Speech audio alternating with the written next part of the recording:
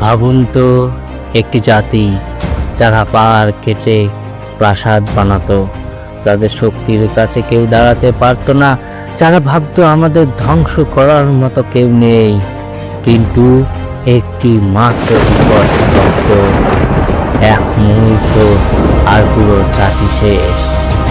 আজ আমরা জানবো ছামূদ জাতির ধ্বংসের সত্য ঘটনা এবং তা কুরআনের আলোকে বাস্তব ইতিহাস। প্রিয় দর্শক, আসসালামু আলাইকুম রাহমাতুল্লাহি ওয়া বারাকাতুহু। প্রিয় আলোর সন্ধান চ্যানেলের দর্শক বৃন্দ, আপনাদের স্বাগতম আরও একটি নতুন এপিসোডে। আর হ্যাঁ, আমাদের চ্যানেলে কেউ নতুন থাকলে অবশ্যই চ্যানেলটিকে সাবস্ক্রাইব করে আমাদের পাশে থাকুন। ছামূদ জাতির শক্তি ও সভ্যতা। ছামূদ ছিল আরবের একটি শক্তিশালী জাতি।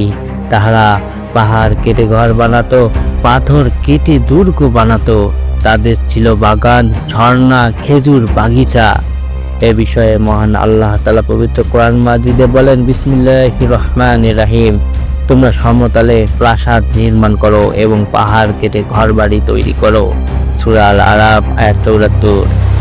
কিন্তু এত নিয়ামত পেয়েও তারা কৃতজ্ঞ হলো না, বরং তারা অহংকারে বলল, আমাদের সে শক্তিশালী কে আছে।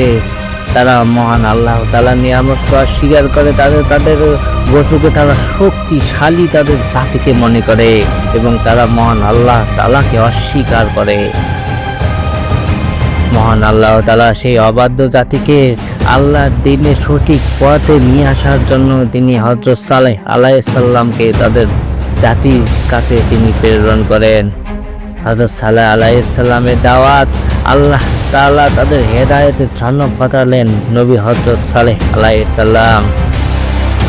সালেহ আলাইহিস সালাম তার জাতিকে দাওয়াত দেন, সেটি মহান আল্লাহ তাআলা পবিত্র কোরআনে তিনি ইরশাদ করে, তিনি বলেন, বিসমিল্লাহির রহমানির রহিম, হে আমার জাতি, তোমরা আল্লাহ ইবাদত করো, তিনি ছাড়া তোমাদের কোনো উপাস্য নেই। সূরা হুদ আয়াত ৬১। এভাবেই সালেহ আলাইহিস সালাম তার জাতিকে মহান আল্লাহ তাআলার পথে নির্দেশ দেন, ডাক দেন এবং আল্লাহকে রব হিসেবে স্বীকার করার জন্য তিনি ঘোষণা দেন।